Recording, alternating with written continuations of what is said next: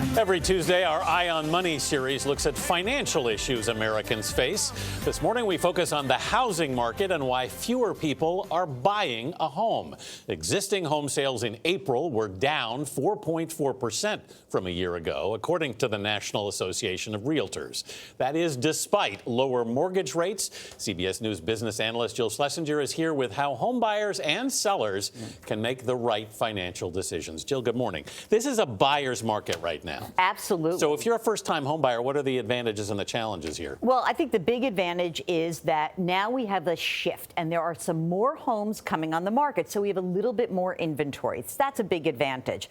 Also, what we know is mortgage rates, as you said, really low. The lowest of the year were down at around 4% for a 30-year fixed rate mortgage. The economy is good. Jobs are more plentiful. But it's still tough to buy a home because prices are still up. We see price increases slowing down, but for first-time buyers, we see that median price of over $340,000. That number stuns me. Huge number, Stuns me. right? Yeah. And the number And they're not even big houses. No, in many markets, they're not. But Yeah. again, and the inventory for homes under $300,000 has dried up considerably. So first-time buyers still having a tough go of it. So 13%, the numbers show that people lost their homes last year because of financial problems. So how can you figure out how much you can afford?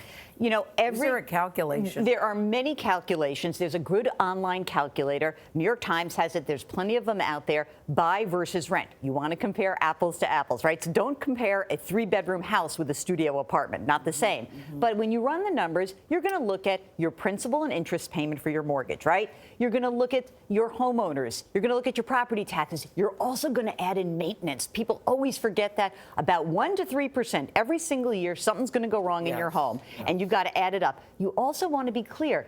Is owning this house going to preclude me from doing other important pieces of my financial planning, like paying down my student loans, like saving for retirement? So you've got to have a whole picture. It seems like with real estate, you're always there too late, right? Like it's your brother-in-law, it's your cousin.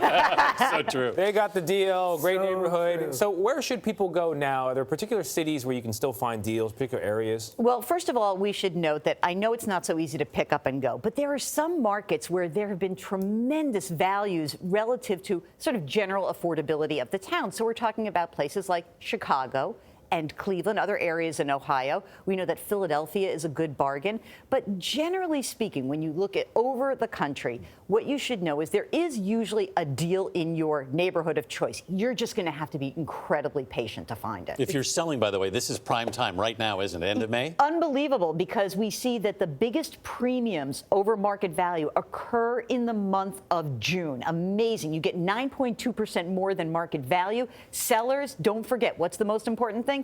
Set a reasonable price. The first 3 weeks on the market, the most important weeks. If you don't get a bite, Tony, lower that price. I will. Because if you don't get that bite early on, the house is going to be tougher to sell. I love those financial issues we face on Tuesdays. We're going to run out of Tuesdays before we run out of issues to cover. Thank There's a lot of them out there. Thanks. It's an age-old problem, too, about renting versus buying, because I was raised in a house you should always buy if you can. Yeah.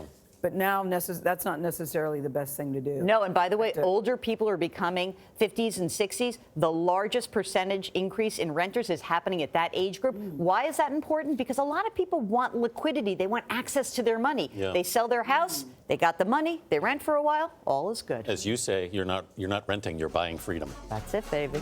Love my freedom. Thanks, babe. Yeah, I like that. Jill, always good to have you here.